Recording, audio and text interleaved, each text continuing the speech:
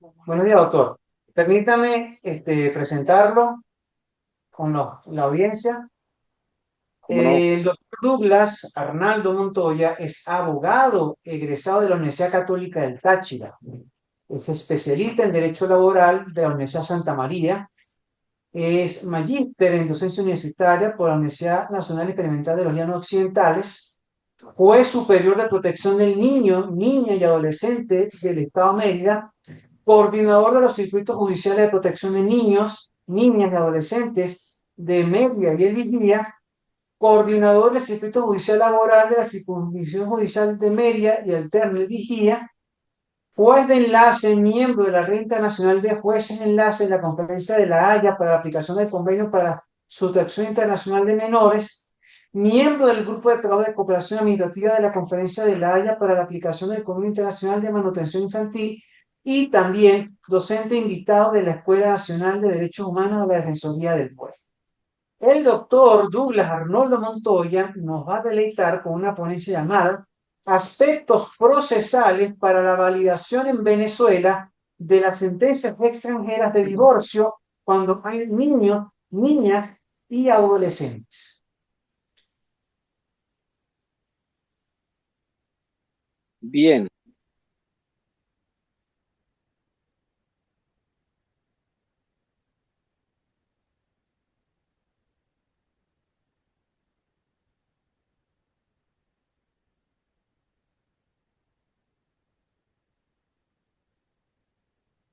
ok, bien, muy buenos días para todos nuevamente.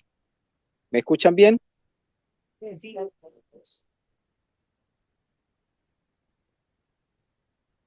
Sí, perfecto. Excelente, ok. Bueno, gusto en saludarlos, agradecer al profesor Ian Denis Rosales por la invitación realizada. Creo que es por tercer año consecutivo que participo con ustedes en el grupo de trabajo allí de Girobón de la Universidad de los Andes para estas iniciativas, estas actividades académicas orientadas concretamente en materia procesal. Y por tercer año consecutivo, pues he abordado los aspectos procesales en materia de la infancia y la adolescencia.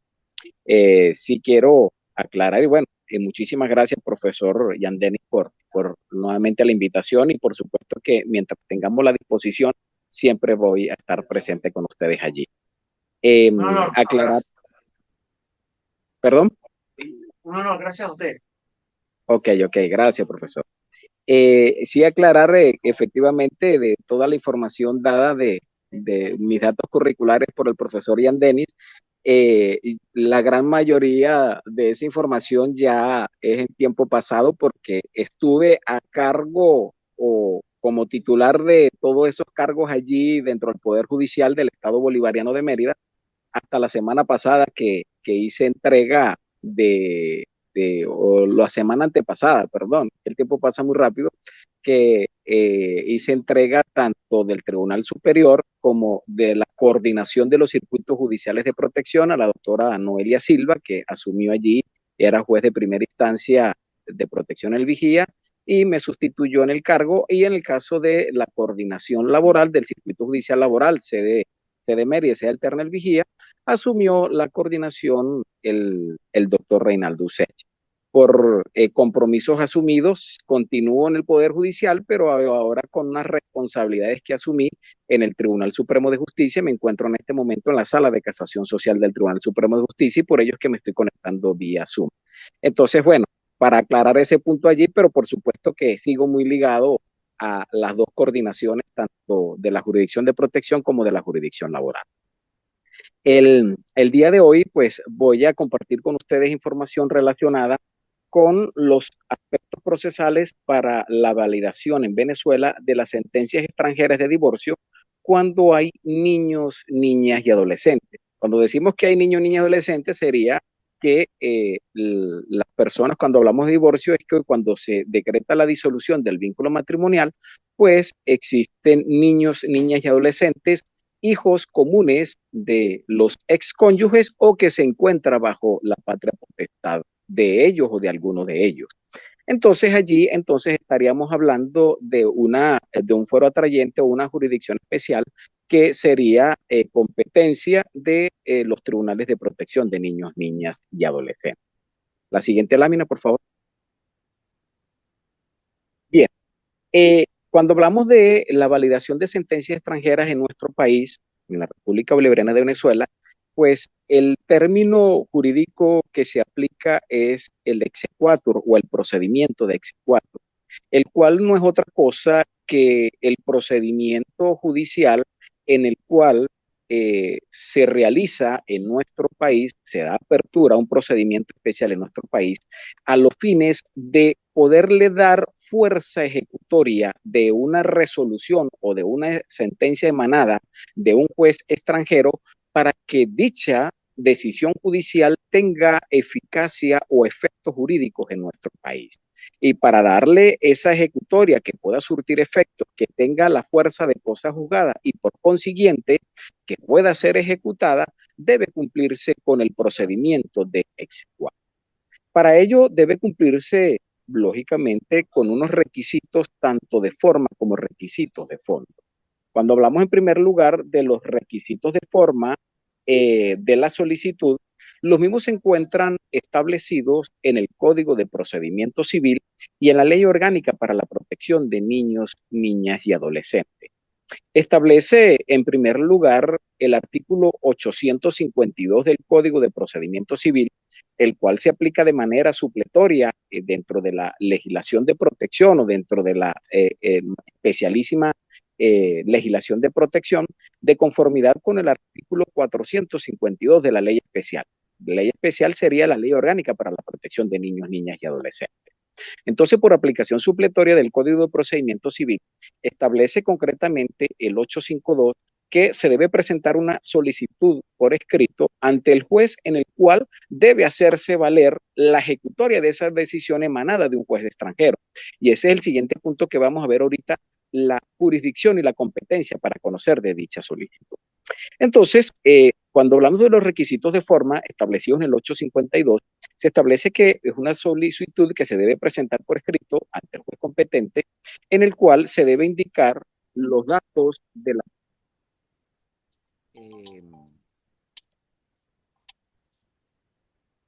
doña Amada. Los datos que estoy conectado por acá desde mi teléfono, porque estoy en un sitio por acá del Tribunal Supremo, porque bueno, tenemos, ya ustedes, es público y notorio que tenemos algunos inconvenientes acá en la sede del máximo tribunal.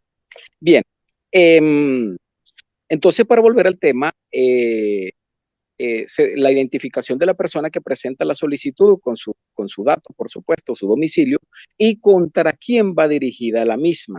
Lógicamente, por aplicación y los lineamientos y lo que me establece la Ley Orgánica de Protección, se deben indicar también los datos para hacer la conexión vía telemática de tanto de la persona que presenta la solicitud, que es el legitimado activo, y la persona contra la cual obra la misma. Hablamos de solicitud porque dentro del procedimiento de protección de niños, niñas y adolescentes se canaliza o se sustancia el expediente a través de una solicitud propiamente dicha. Por supuesto que se debe consignar la copia certificada de la sentencia de divorcio que fue decretada en el país o emanada del juez extranjero. Ahora, establece el Código de Procedimiento Civil que es la autenticación de la sentencia debidamente legalizada. Cuando la norma nos habla de la autenticación debidamente legalizada, pues estaríamos hablando de una copia certificada de la decisión debidamente apostillada de conformidad con el Convenio de la Haya de 1961 de los países suscribientes de este convenio. Por supuesto que ello le da carácter o validez para que un documento o todo documento emanado de autoridad extranjera pueda surtir efectos dentro de nuestro país. Por consiguiente, dicha sentencia debe presentarse en copia certificada, la sentencia de divorcio que quiere hacerse valer en nuestro país, copia certificada de la misma debidamente apostillada.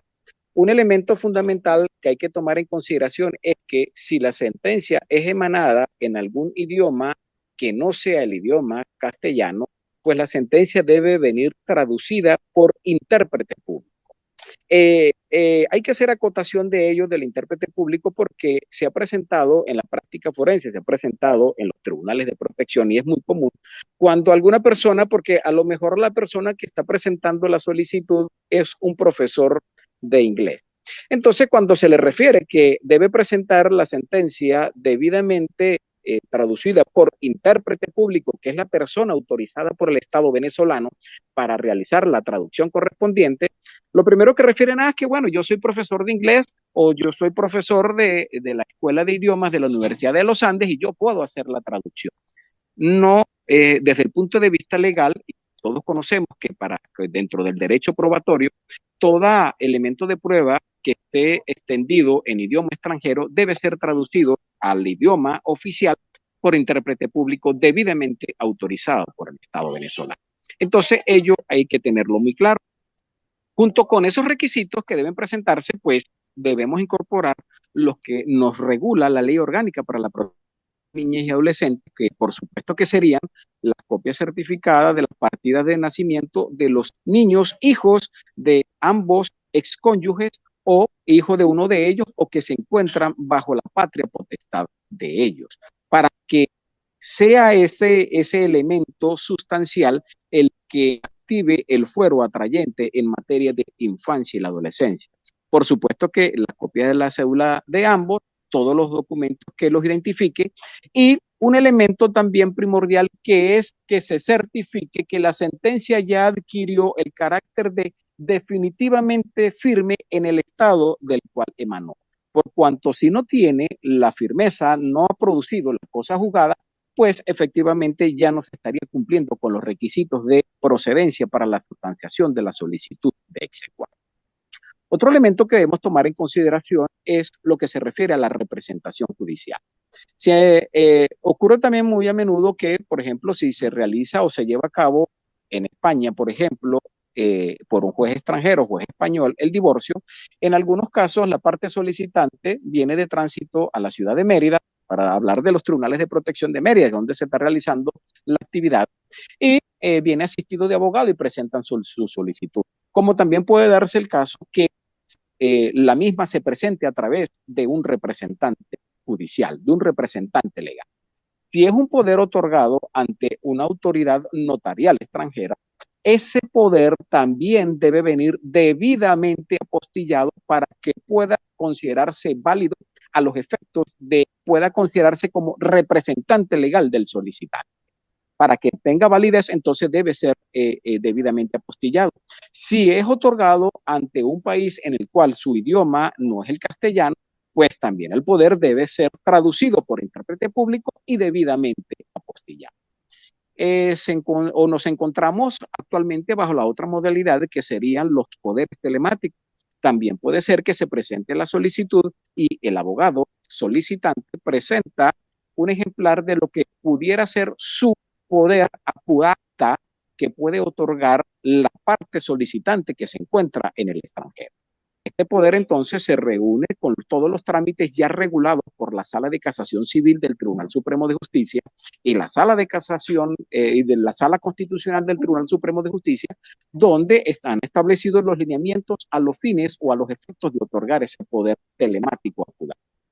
Este poder, si es por vía telemática, se presenta, se fija una oportunidad, el abogado que se está atribuyendo la representación legal presenta un ejemplar del poder a los fines de su otorgamiento vía telemática por su otorgante o por el poder dante.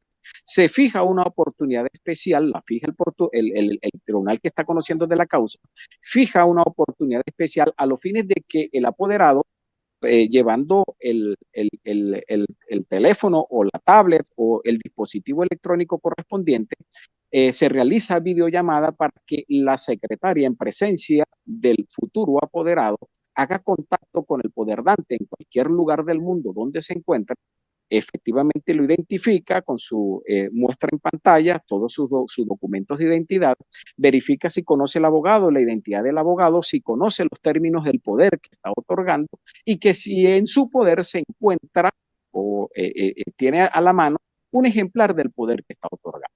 Si se cumple con todos esos extremos, efectivamente la secretaria, que es la persona autorizada para certificar el poder, como si lo estuviera realizando ante la unidad de recepción y distribución de documentos, porque si se presenta ante la unidad, ante la URDD, pues es el secretario o la secretaria del circuito judicial, en este caso el circuito judicial de protección, quien debe certificar la identidad del poder dado.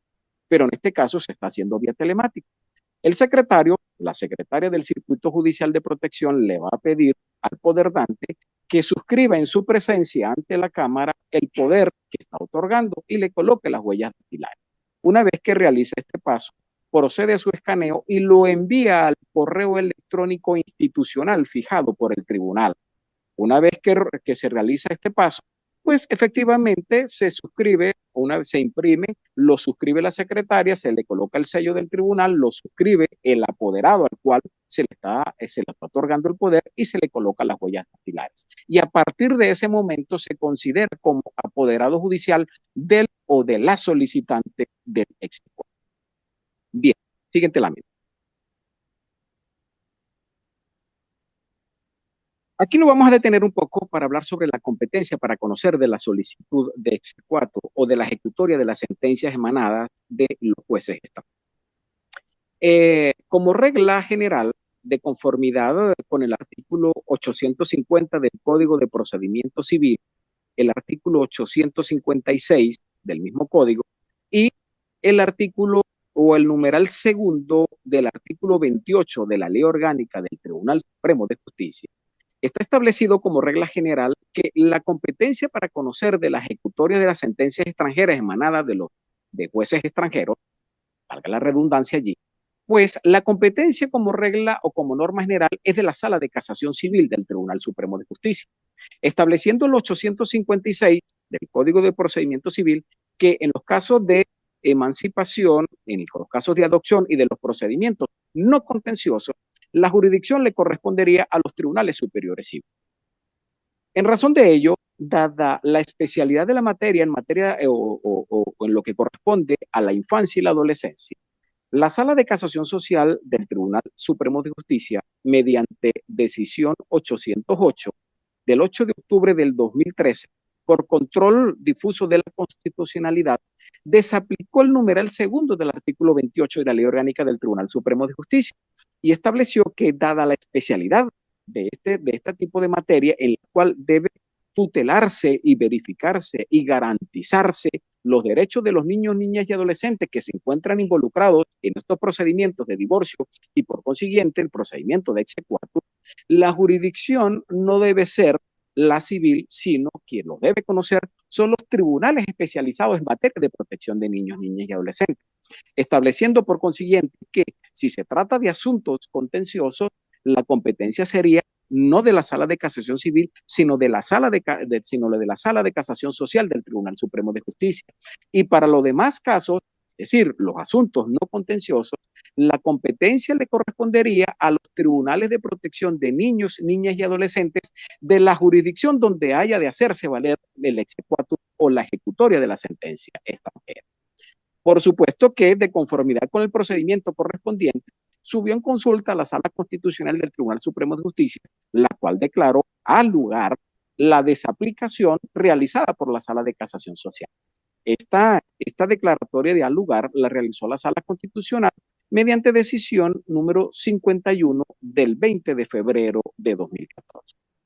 En consecuencia, la jurisdicción, cuando se trata de asuntos en los cuales se encuentren involucrados niños, niñas y adolescentes, no corresponderá a la civil, sino a los tribunales de protección de niños, niñas y adolescentes para aquellos asuntos no contenciosos, y cuando se trate de asuntos contenciosos, la competencia le corresponderá a la Sala de Casación del Tribunal Supremo de Justicia, que es la sala afín en materia de protección de la infancia y la adolescencia.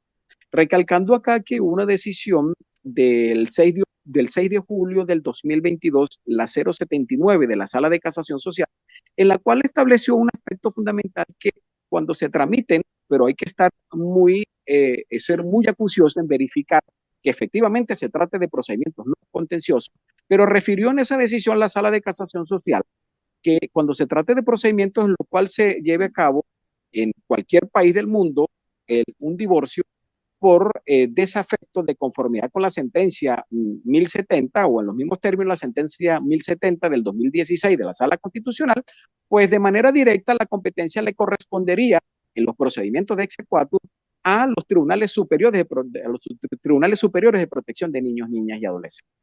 Pero, repito, hay que verificar, el juez que está conociendo de la misma tiene que ser muy garante, muy vigilante, muy acucioso para verificar que efectivamente se trate de un procedimiento no contencioso. Por cuanto de ser contencioso, la jurisdicción sigue siendo con el fuero atrayente en materia de protección, pero quien tendría la competencia funcional para resolver ese asunto contencioso sería la Sala de Casación Social como sala afín a la materia de infancia y la adolescencia.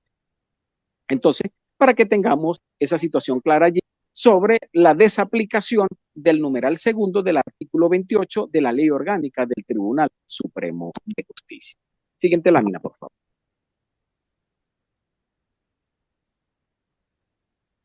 Ok, la notificación. En primer lugar, en materia de protección de niños, niñas y adolescentes, debe garantizarse, antes de realizar cualquier otro trámite de sustanciación del procedimiento correspondiente, la notificación del Ministerio Público. Y con mayor razón en los procedimientos de exequatur de conformidad con el numeral 10 del artículo 43 de la Ley Orgánica del Ministerio Público y por aplicación del 463 de la Ley Especial de la Ley Orgánica para la Protección de Niños, Niñas y Adolescentes, así como lo que se establece de manera supletoria el Código de Procedimiento Civil, debe procederse a la notificación del Ministerio Público a los fines de que emita la opinión correspondiente en estos procedimientos de exequatur y pueda realizar las observaciones, incluso oponerse a que se le dé la fuerza ejecutoria al procedimiento como tal. O pudiera ser por aplicación, que ya lo vamos a ver, del artículo 54 de la Ley de Derecho Internacional Privado, esa fuerza ejecutoria no pudiera ser no total, sino una fuerza ejecutoria parcial. Esta notificación no solo la realizan los tribunales superiores de protección, la realiza igualmente la Sala de Casación Social del Tribunal Supremo de Justicia. Recientemente se llevó a cabo acá en la Sala de Casación Social, estaríamos hablando en cuestión de hace un mes aproximadamente, un procedimiento de exequatur donde por supuesto que se le da el derecho de palabra a la audiencia oral correspondiente, se le da el derecho de palabra a la representación del Ministerio Público para que realice las observaciones correspondientes. Incluso puede oponerse formalmente a que se le dé la ejecutoria a la sentencia extranjera. Es decir, realiza la oposición dentro del procedimiento de exequatur. Por ello es muy importante la notificación y su participación en el procedimiento correspondiente. Luego de la notificación del Ministerio Público, por supuesto que debe realizar la notificación de la persona contra quien obra el exequatur de la parte interesada. Esto puede realizarse la práctica que se ha implementado incluso desde mucho antes el caso del Circuito Judicial de Protección de Mérida, se viene implementando desde agosto del 2020, producto de la pandemia, donde en todos los procedimientos, en todas las jurisdicciones, en todos los tribunales del país, esa iniciativa incipiente que se podría tener sobre la aplicación de las tecnologías de la información y la comunicación, se exacerbaron y se aplicaron con mayor énfasis luego de la pandemia. Y el Circuito Judicial de Protección de Mérida, pues no escapó de esa realidad. Y por tanto, desde agosto del 2020 se vienen realizando trámites vía telemática, lo cual fue regulado por la Sala Plena del Tribunal Supremo de Justicia mediante la resolución número 2020-029 del 9 de diciembre del 2020. En el cual entonces nos permite, y por aplicación también por una regulación expresa del artículo 459 de la Ley Orgánica para la Protección de Niños, Niñas y Adolescentes, se pueden realizar las notificaciones a través de correo electrónico, a través de la vía telemática, a través de videollamada. Y en los procedimientos de exequatur son muy comunes porque por lo general la persona contra quien obra la sentencia cuya ejecutoria se está solicitando se encuentra fuera del territorio venezolano. Por consiguiente, se puede, o la práctica dentro de la jurisdicción de protección es que se envíe correo electrónico y se da un tiempo prudencial para que la persona contra quien obra la solicitud del exequatur responda, y es a partir de allí donde se certifica la notificación de la persona interesada. Esa certificación de esa notificación, la secretaria o el secretario del tribunal deja constancia expresa de la materialización de la notificación. No es solo el secretario certifica el envío del correo realizado por la unidad de actos de comunicación como unidad dentro de alguacilazgo de los circuitos judiciales de protección, porque la práctica debe realizarla la unidad de alguacilazgo. La secretaria o el secretario certifica el envío del correo, certifica la recepción del mismo y por consiguiente también certifica la materialización de la notificación. Este requisito fundamental se aplica o lo aplican los tribunales de protección porque lo establece de manera expresa el artículo 459 de la ley especial, por aplicación también de la resolución, la 029 del 2020 de la Sala Plena del Tribunal Supremo de Justicia. Si agotado el trámite y no se obtiene respuesta o no puede lograrse la notificación vía correo electrónico, pues puede realizarse videollamada a través de una oportunidad especial que fija el tribunal, y esa videollamada la realiza el secretario o la secretaria del circuito judicial de protección, cuya notificación, si es positiva, la certifica, la materializa la secretaria o el secretario, y es a partir de allí que comienza a correr el lapso correspondiente para la contestación de la solicitud de exequatur. Por supuesto que si la persona contra quien obra la solicitud se encuentra allí en Mérida, se encuentra en territorio venezolano, pues si no puede, si agotado el trámite de la notificación vía correo electrónico o agotado el trámite de la notificación vía videollamada o llamada telefónica, pues puede practicarse como última instancia la notificación personal de la persona, o perdón, la notificación personal de la parte interesada o contra quien obra la solicitud de exequatur. Siguiente lámina, por favor.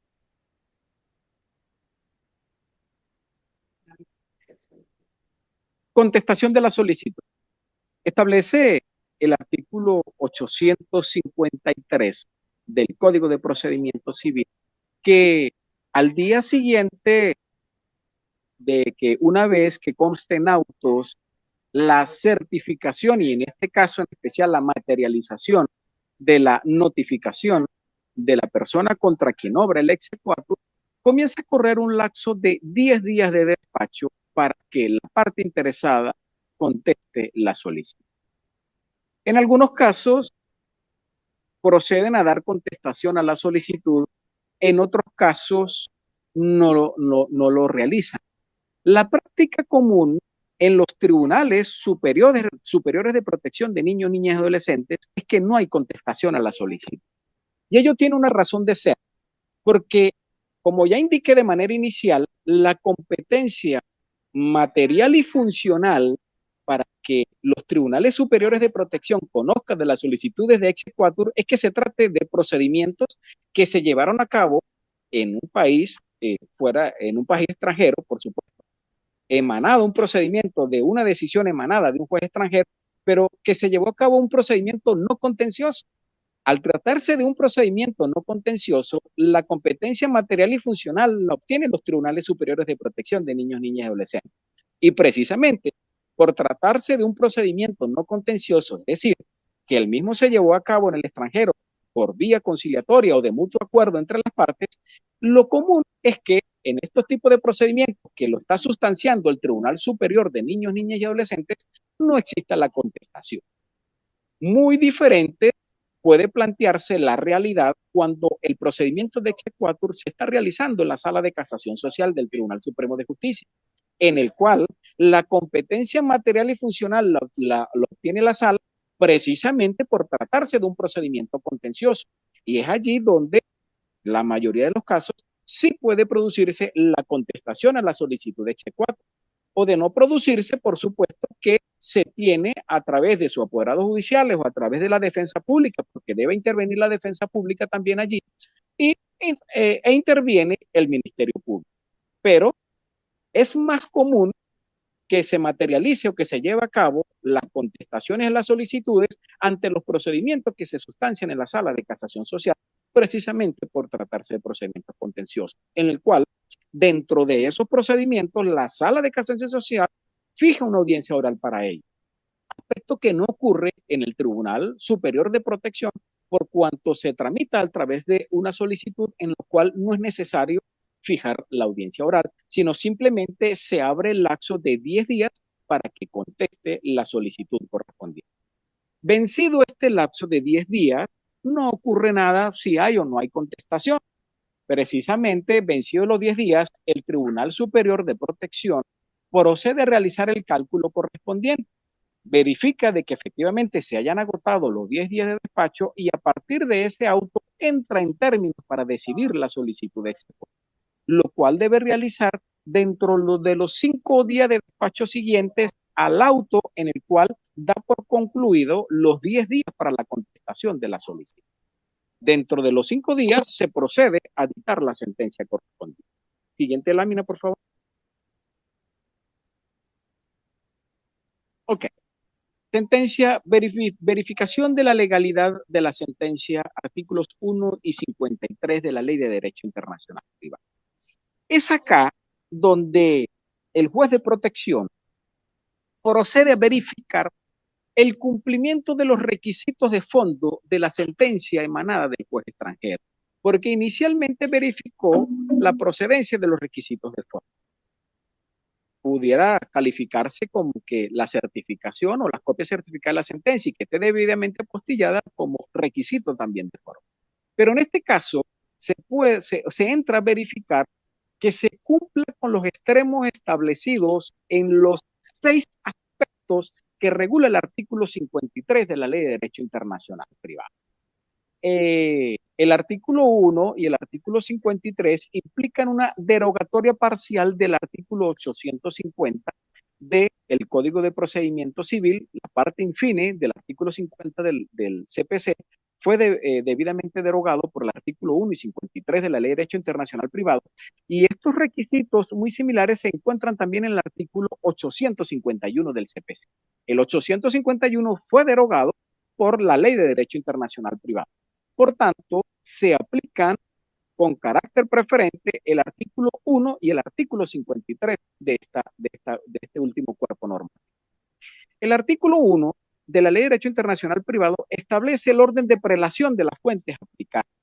Establece dicha norma que se debe aplicar en primer lugar las normas que regulan el derecho internacional público, estableciendo expresamente que dentro de esas normas de derecho internacional público serían los tratados internacionales suscritos y ratificados por la República.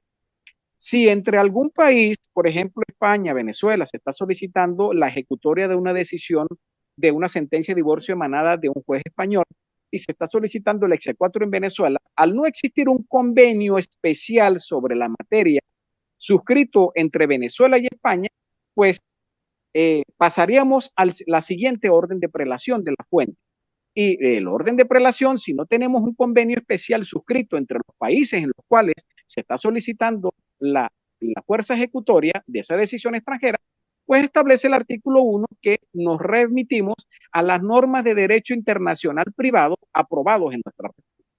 Luego de ello, vamos a las fuentes supletorias que serían la analogía y por último, los principios generales de derecho internacional privado debidamente o generalmente aceptados. Luego de ese artículo 1 que nos regula, entonces, cuál es el orden de prelación de las normas, nos remitimos al artículo 53, que nos contiene los 6 elementos que debe tomar en cuenta el juez superior de protección y también la sala de casación social a los fines de verificar si ha lugar o si procede la ejecutoria y la fuerza de cosa juzgada de esa decisión extranjera en nuestra república, en nuestro país. Dentro de esos 6 requisitos que contempla el artículo 53, se establece que se trate de asuntos de carácter civil o mercantil o asuntos de derecho privado. En segundo lugar, que se trate sobre asuntos de derechos personales y no sobre derechos reales de bienes inmuebles situados en la República o que se le haya arrebatado a la República la jurisdicción, que no se le haya arrebatado, porque si se le arrebató, no se le puede dar el pase o la ejecutoria a la sentencia extranjera. En tercer lugar, que el país sobre el cual emanó o del cual emanó la sentencia extranjera hubiese o tenga la jurisdicción para efectivamente proferir ese fallo extranjero. En cuarto lugar, se establece que, dentro de otros aspectos, que se le haya garantizado a la persona contra la cual obra el exequatur todo el derecho a la defensa y que haya podido, que haya sido debidamente citado, establece la norma, aspectos que en materia de protección se habla de notificación, en materia del CPC se habla de citación y en términos del derecho generalmente aceptado, derecho comparado, se habla de citación. No obstante, nosotros hablamos de notificación por la especialidad del procedimiento. Que se le haya garantizado entonces el derecho a la defensa y que haya podido intervenir en el proceso a la parte contra quien obraba el exequatur. Lógicamente que si hay acuerdo entre las partes no hay ningún inconveniente. Y dentro de los otros requisitos establece el 53 que no haya o que no exista una sentencia con fuerza de cosa juzgada previa en nuestra república, previa a la decisión emanada del juez extranjero, o que se encuentre en curso un procedimiento con las mismas partes, con el mismo objeto, instaurado o incoado antes de producirse o de proferirse la sentencia del juez extranjero. Por consiguiente, el juez superior de protección de niños, niñas y adolescentes o la sala de casación social del Tribunal Supremo de Justicia debe proceder a verificar cada uno de estos 6 supuestos de procedencia que nos regula el artículo 53 de la Ley de Derecho Internacional Privado. Por cuanto, si no se cumple con uno de ellos, cuáles deben ser concurrentes, si no se cumple con uno de ellos, ya no se le puede dar el ejecútese. Verificando, perdón, que efectivamente los términos en que se regularon en la sentencia extranjera no contraríe el ordenamiento jurídico venezolano. Y hago hincapié en ello porque establece el mismo artículo 54 de la Ley de Derecho Internacional Privado que pudiera darse la fuerza ejecutoria parcial a esa sentencia extranjera, es decir, no total sino parcial. Y ello también puede producirse en materia de la infancia y la adolescencia porque no habría inconveniente en cierta manera en decretar el divorcio. La cuestión pudiera suscitarse en que la sentencia extranjera no fijó instituciones familiares o fijó instituciones familiares pero en contra de lo que establece el ordenamiento jurídico venezolano o la fijó de manera parcial. Hubo una renuncia al ejercicio de la patria potestad, por ejemplo. Entonces, en materia dentro de nuestro ordenamiento jurídico venezolano, la renuncia a la titularidad de la patria potestad contraría lo que establecen nuestras disposiciones legales. Cosa muy diferente es la suspensión del ejercicio, que bueno, ya todos conocemos que es muy común hablar en estos momentos de el ejercicio unilateral de la patria potestad, que se refiere a una suspensión del ejercicio. Pero en legislaciones dentro del derecho comparado existen dentro de los ordenamientos jurídicos de países extranjeros la posibilidad de renuncia a la titularidad de la patria potestad.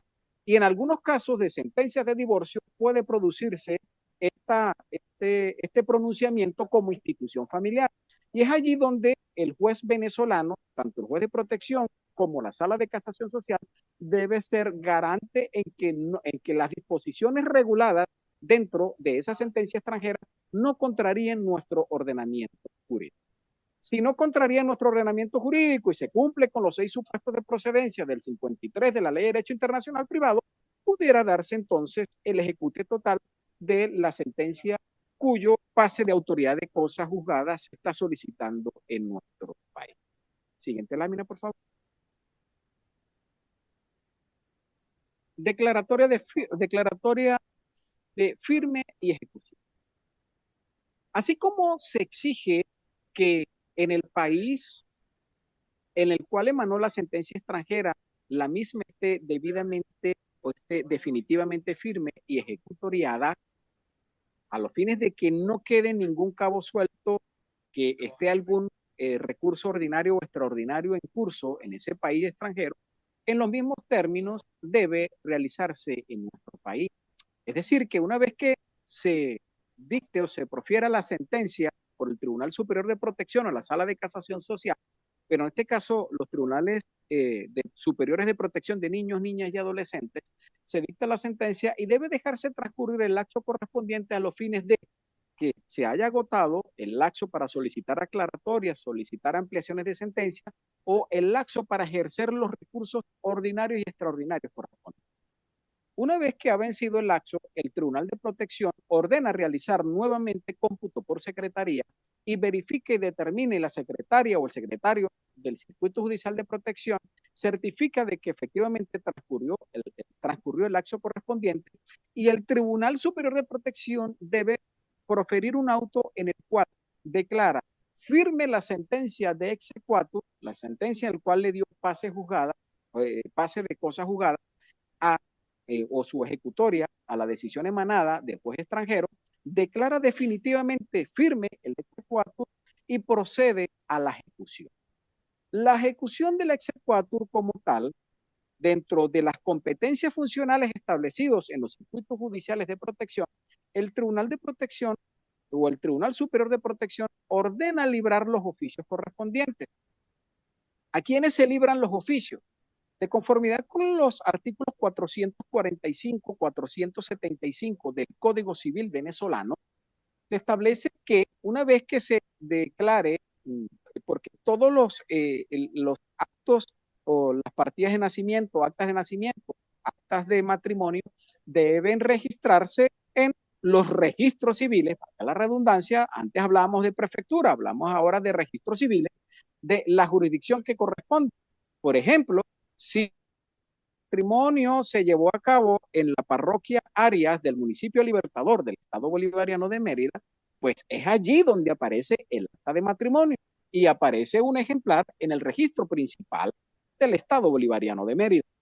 Una vez que se produce o se queda definitivamente firme la sentencia de divorcio a través del exequatur, pues el Tribunal de Protección libra los oficios correspondientes. ¿A dónde va a ordenar librar los oficios? A la parroquia Arias, al registro civil de la parroquia Arias, donde se llevó a cabo el matrimonio, donde debe aparecer allí el acta de matrimonio, y al registro principal del Estado Bolivariano de Mérida. Esta ejecución como tal se remite el expediente para cualquier trámite correspondiente o el Tribunal Superior remite los oficios y ordena el archivo del expediente. Remite los oficios a través del apoderado judicial o a través de la parte interesada, para mantener el ejemplo, al registro civil de la parroquia Arias, al registro principal del Estado Bolivariano de Mérida, que es lo que va a representar la ejecución de la decisión de exequatur, remitiendo copia debidamente certificada de esta sentencia de exequatur y ordena el archivo del expediente. Cualquier aspecto, cualquier incidencia que pueda presentarse a futuro relacionado con esa sentencia de divorcio a través del exequatur, pues ya corresponderá a los tribunales con la competencia funcional de ejecución correspondiente, que son los tribunales de mediación, sustanciación y ejecución. Con esto creo que la próxima lámina es el agradecimiento por siguiente lámina, si no me equivoco. Bueno, muchísimas gracias por su atención. Espero que, bueno, que haya despejado muchas dudas y, bueno, quedo muy atento con ustedes para cualquier consulta, cualquier pregunta que tengan al respecto. Para todas y todos, muchísimas gracias. ¿Tienen alguna pregunta para el doctor Douglas? Hay una pregunta para el doctor Douglas. Hay dos. ¿Ah? Hay varias. A ver, doctor Luis, acércate y no te hagas pregunta. ¿A dónde me acerco? Aquí. ¿A ver el micrófono? No, pero te la fuerte, fuerte. Ok. Buenos días, doctor Douglas. Muy buenos días. Encantado de saludarlo por esta vía. Igualmente, gusto saludarlo. El día de hoy. Siempre es un Muchísimas placer gracias. escucharlo en estos círculos de ponencias, tanto aquí como en el Colegio de Abogados. Siempre, de verdad que es bastante ilustrativa su ponencia. Tengo una Muchísimas gracias. duda ¿Cómo no? pequeña. Se ha insistido durante toda la ponencia, porque además en nuestro orden interno es así. El vínculo matrimonial se disuelve por sentencia firme. Sin Es correcto. embargo, En otros países, estos divorcios, cuando son por mutuo acuerdo, cuando no son contenciosos, son en sede administrativa. Eso genera algún problema de validez, siendo que ese acto fue emanado de una registraduría, por ejemplo, que es un acto administrativo y no judicial. Eso podría generar alguna suerte de conflicto con el ordenamiento interno, siendo que aquí en el orden interno se exige que es por sentencia firme, acto jurisdiccional, mientras que en otro país se hace por sede administrativa. ¿Eso tiene alguna influencia en la validez o se trata de la misma forma? Eso es todo. Mira, Gracias. bien, pudiera tener algún inconveniente porque fíjese lo siguiente, dentro de los requisitos que establece el 53 de la Ley de Derecho Internacional Privado, no sé si, bien, que establece la Ley de Derecho Internacional Privado, eh, el procedimiento de exequatur dentro de nuestro ordenamiento jurídico está concebido para dar la fuerza ejecutoria a una decisión emanada de un órgano jurisdiccional extranjero. La experiencia, y le hablo con absoluta propiedad, la experiencia que durante muchos años hemos tenido allí en el circuito judicial de protección es que, eh, por supuesto que cuando son de mutuo acuerdo, cuando son no contenciosos, se llevan los acuerdos correspondientes, puede ser en sede administrativa, pero quien valida esos acuerdos es un juez con la competencia correspondiente, es un juez extranjero.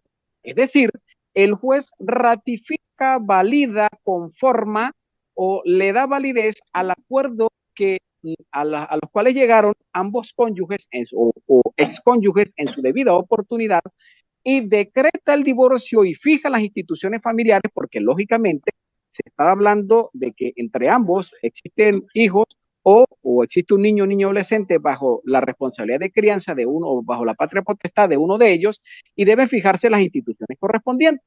Y en este caso, el juez extranjero valida o le da el conforme a los acuerdos que puedan suscribir las partes, bien sea en sede administrativa. Pero tiene que haber una decisión que decrete como tal el divorcio y le dé validez a ese acuerdo entre las partes y que esa decisión emanada del juez extranjero esté definitivamente firme, es decir, que no exista ningún otro medio ordinario o extraordinario en curso para que, es decir, que tenga fuerza ejecutoria, que tenga fuerza de cosa juzgada en el país en el cual emanó la decisión. Entonces, si se realiza en sede administrativa, por ejemplo, ante una notaría, darle fuerza ejecutoria a un pronunciamiento emanado o un divorcio decretado en una oficina notarial, así venga apostillado, puede generar conflicto en nuestro país porque no estaríamos hablando de la fuerza ejecutoria de una decisión emanada de un juez extranjero. Y entonces iría en contra de lo que establece nuestro ordenamiento jurídico venezolano. Una pregunta, Ay, ellos que se solicitar ya que sea. no lo sé. Hola, doctor, buenos días. Hola, Gusto Iliana, en ¿cómo estás? saludar. Bien, Qué gusto en bueno, saludar. Bueno, muy contenta de que esté igualmente. por allá en el Tribunal Supremo Bueno, de Justicia. Me muchísimas alegra gracias, mucho. gracias. Y muy contenta que usted esté participando en estas actividades también. Bueno, gracias. Cuando vi tu Montoya, yo dije, no, esas clases no me las pierdo, esas clases magistrales. Muchísimas gracias. Y en este caso, entonces, ¿qué hacen? Dando un poquito de continuidad a la pregunta del colega, en este caso, si en ese país es por ser administrativa, ¿qué deben hacer entonces los cónyuges en ese momento para ir a otra instancia que no sea la sede administrativa? En vista Sí, de que si fíjese esta sede administrativa le va a perjudicar aquí en Venezuela. claro. Eh, digamos, por lógica jurídica, no se nos ha presentado, o en mi caso, en lo personal, nunca se me ha presentado, pero por lógica jurídica estimo que las partes, por supuesto, dentro del ordenamiento jurídico del país en el cual va a emanar la decisión, tendría que verificar si el divorcio fue decretado ante una oficina notarial, realizar o tratar de realizar los trámites correspondientes para que esa decisión emanada del notario, eh, digamos, sea conformada, validada por un juez con la competencia correspondiente en ese país extranjero y que sea a través de una decisión judicial para nosotros poder a esa decisión emanada de ese juez extranjero poderle dar la ejecutoria en nuestro país. Ok, entiendo. Ahora sí voy con mi pregunta. En cuanto a, en el momento que se da el divorcio en el país extranjero, ¿verdad? Existen niños, niñas y adolescentes. Pero cuando Bien, ellos, exactamente un caso, 20 años después, es que van a solicitar el exequatur aquí, ya los niños ya no son adolescentes, ya son mayores de edad. En este caso, entonces, esa solicitud se tiene que hacer es por la sala de casación civil, más no por eso es correcto. el, sí, La competencia la tendrían, si es no contencioso, los tribunales superiores civiles; si es contencioso, la sala de casación civil del Tribunal Supremo. esa era mi pregunta. Gracias, un abrazo. Otra Siempre a la pregunta orden. para que se encuentre al final.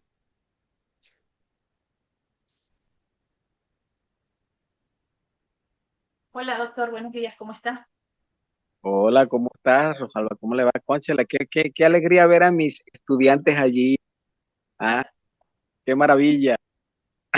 Pues, como dice Iliana, el honor es de nosotros.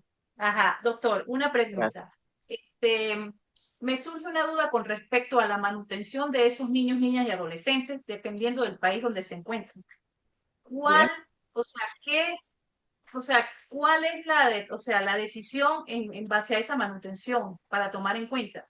¿El país donde reside o este país? En el país donde residen, porque recuerden que eh, el país en el cual emanó la decisión extranjera debía tener la jurisdicción y la competencia para proferir esa decisión extranjera, es decir, decretar el divorcio y fijar las instituciones familiares.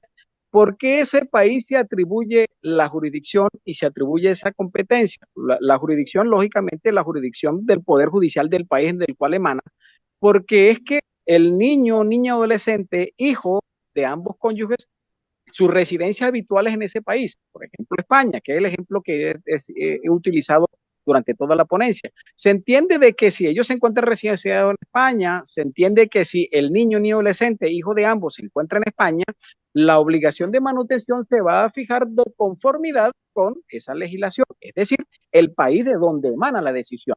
Nosotros simplemente verificamos que se encuentren todos los requisitos, que se encuentre conforme a derecho, y le damos la ejecutoria a nuestro país. Pero todo debe fijarse en el país de la residencia habitual del niño, niña o adolescente. Ok, bueno, gracias, doctor, por aclarar. Siempre a Bueno, la hay orden. Gusto en saludarla. dos preguntas muy interesantes que están haciendo de manera online y me gustaría que por favor las respondiera. ¿Le parece bien? ¿Cómo no? La primera Pero si pregunta me la dice, puede leer. bueno, estoy leyendo. Si ambos cónyuges se encuentran domiciliados en el extranjero, el procedimiento de divorcio o su validación se debe tramitar ante un tribunal superior. El procedimiento se debe tramitar ante el tribunal que tenga la competencia material, territorial y funcional del país extranjero. Eso se realiza, es decir, nosotros no podemos imponerle al país extranjero lo que nosotros regulamos en cuanto a nuestra jurisdicción y nuestra competencia. ¿A dónde se lleva a cabo el divorcio? Ante el tribunal que tenga la competencia correspondiente. Si es en España, ante el tribunal de la residencia habitual, por lo general son tribunales de provincia, pero allí se aplica el aspecto de la competencia dentro del país, dentro de ese país extranjero, es de conformidad con la legislación de ese país. Simplemente nosotros establecemos nuestra jurisdicción y competencia es a los fines del exequatur, cuando ya la sentencia definitivamente firme ya fue proferida por ese juez extranjero. Y otra pregunta, pero más que C4 en materia de protección del niño es más civil. De todos modos, si usted quiere responder, usted me dice. Bueno, Dice, con en el mucho caso gusto. de ciudadanos, dice, en el caso de ciudadanos que se casan y se divorcian en el extranjero, pero que requieren validar dicha sentencia en Venezuela, toda vez que poseen un bien inmueble en el territorio nacional que sean liquidar o registrar, ¿cuál sería el criterio procesal idóneo para tramitar el exequatur? Ok, ok. Tiene, mm, podemos interpretar dentro de esa pregunta que mientras mantuvo la unión conyugal en España, adquirieron un bien en Venezuela. Se casaron, se divorciaron en España. Tenemos que tramitar el procedimiento de exequatur a los efectos en tal caso, de la liquidación de ese bien. ¿Por qué? Porque es un bien adquirido en Venezuela y estaríamos hablando allí entonces un procedimiento especial, porque sería el, el, el segundo requisito del artículo 53 de la Ley de Derecho Internacional Privado, que se trate, entonces en este caso ya no se trata de bienes personales, sino de bienes reales, eh, de bienes reales o bienes inmuebles presentes en la República, y no se le puede arrebatar la jurisdicción a nuestro país. Entonces sí es un procedimiento especial. Ahí es más complicado. Se casaron, se divorciaron allá, pero tenemos un bien acá. Entonces tenemos que hacerlo valer a los fines de la liquidación de ese bien acá. Ok. Muchísimas gracias, doctor Douglas. De verdad encantado de nuevo con su ponencia, con su disertación. De verdad, se aprende muchísimo de usted. Denle un aplauso al doctor. Muchísimas gracias. Un abrazo para todos. Muchísimas gracias y bueno, estén muy bien. Saludos y totalmente a la orden para todos.